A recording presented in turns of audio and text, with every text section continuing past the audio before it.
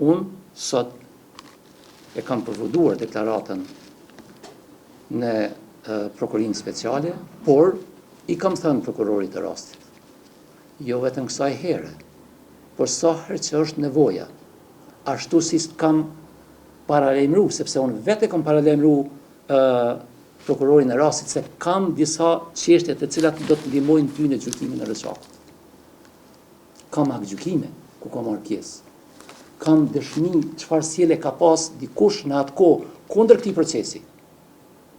Dhe të gjitha i kam dorëzuar në Prokurorinë Speciale. Dhe jam i gatshëm sa herë që më thirr Prokuroria Speciale me dhënë deklaratë.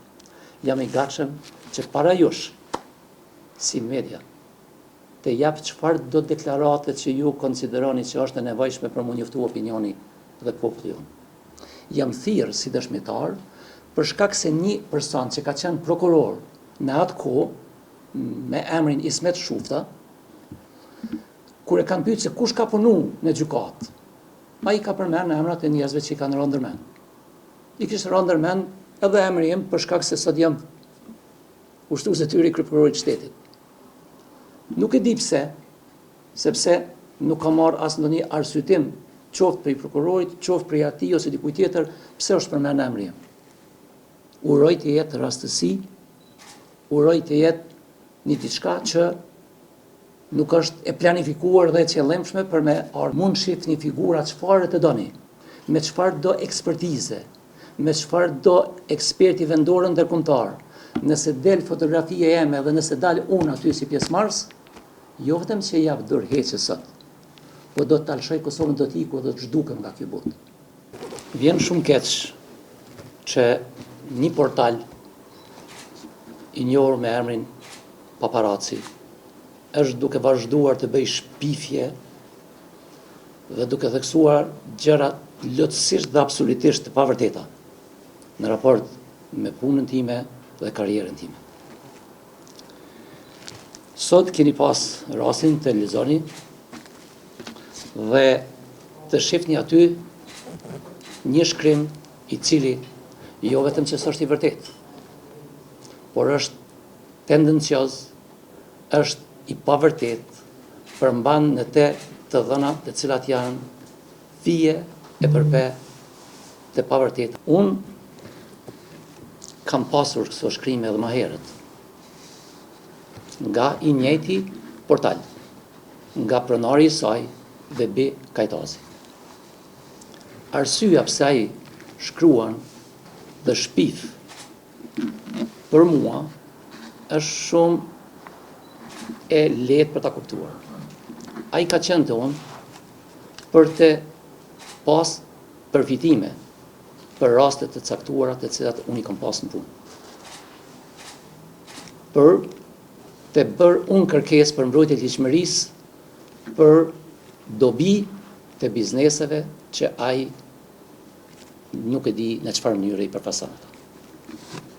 Pasi që refuzova këto kërkesa dhe këto tentativa të tij për të ushtruar ndikim në punën time, ai më ka dërguar edhe SMS-a shantazhues, për të cilat ka qenë i njoftuar edhe ish kryeprokurori i Prokurorisë së Shtetit, zoti Aleksandar Lumezi, për të dezinformuar gjithë opinionin e Kosovës, për të thënë gjëra që kur në jetën time as nuk i kam bërë, as nuk isha guxoft për t'i bërë nga askush dhe as njëherë në jetën time. Çfarë do pretendimi i Vebi Kajtazit në shkrimin e tij tregon që gjërat janë krejtësisht ndryshe. Mu më vjen mirë që sot më ka dhënë mundësia që në Prokurorinë Speciale të Republikës së Kosovës të jap një deklaratë e cila konfirmon të gjithë atë që unë sot po e them para juve dhe të gjithë atë që duhet ta di secili qytetar i Republikës Kosovës. Kur në jetën time, deri në vitin 2001, nuk kam qenë në fshatin Rishak. Kur në jetën time s'kam qenë as gjyqtar, as prokuror, as hetues para vitit 2000, kur jam zgjedhur për herë të parë gjyqtar në gjykatën e qarkut në Prishtinë.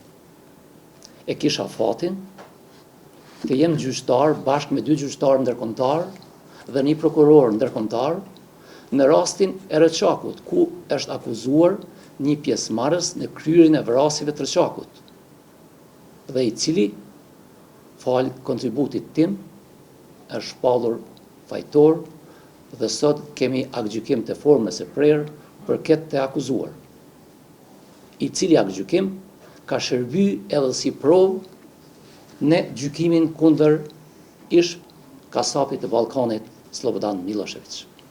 S'ka veprim, s'ka aktivitet që ka qenë kuadër të sindikatës së përgjithshme të punëtorëve shqiptar në nivel Kosove që se ka përkra sindikata ku unë kam qenë pjesë asaj sindikate.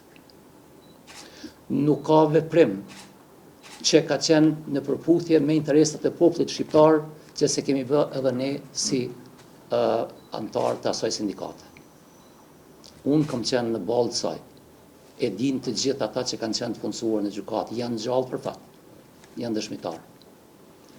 Keni parasysh, në atë kohë, për çdo gjë që i duhej ushtrisë qeverimtare të Kosovës dhe subjektit, spektrit politik të Kosovës, Këshillit për mbrojtjen e të drejtave dhe lirive të njerëzit, jam unë ai që i kam bajt jo vetëm të informuar, por kam rreziku edhe punën edhe jetën duke marrë dosje sikur kjo që po e shihni, për t'i dërguar atje ku kishin vendin.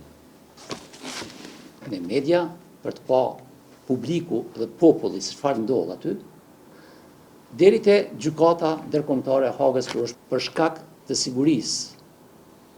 Në atë kohë kanë vepruar me emrin Alban Lumi. Për herë të parë po e them këtë publikisht. Se Danica Marinkoviqi ishte gjyqtarja e cila kishte marrë pjesë në plaçkitjen e gjitha lokaleve shqiptare rreth gjykatës. Se Danica Marinkoviqi ishte gjyqtarja e cila i zhduku i azgjësoi provat e krimit të masakrës së Rrëçakut, në rastin kur kishte bërë shikimin e vendit të ngjarjes. Të lexoj sot një gënjeshtër ku thot se Besim Kelmendi ka qenë në anën serbe në ditën kur është bërë masakra e Rrëçakut ose vend shiqimi, është turpi më i madh, gënjeshtra më e madhe që është e turpshme. Por këtë mund ta bëj vetëm një njeri i cili ka dështuar që Besim Kelmenin ta nënshtroj me shantazhe, Besim Kelmenin ka dështuar ta vendosë një situatë varësie nga ai, sepse unë kur përderisa të marr frymë, përderisa jam pjesë e sistemit prokurorial të Kosovës, kam e vepru deri në frymën e fundit vetëm në bazë të kushtetutës së ligjit, e jo në bazë të interesave dhe përfitimeve të veprimtarit. Unë kam dhënë një deklaratë dhe kam njoftuar kolegjiumin e kësaj prokurorie, e kam njoftuar Këshillin Prokurorial të Kosovës për gjitha tendencat që dikush brenda sistemit dëshiron me çdo kusht me u bë ushtrues detyre i kryeprokurorit të shtetit. Dhe në momentin kur unë them që duhet respektohet ligji, dhe në momentin kur unë them se procesi për antarë të ri të Këshillit Prokurorial, e shifni çka ndodh. Aktivizohet Bebi Kajtasi.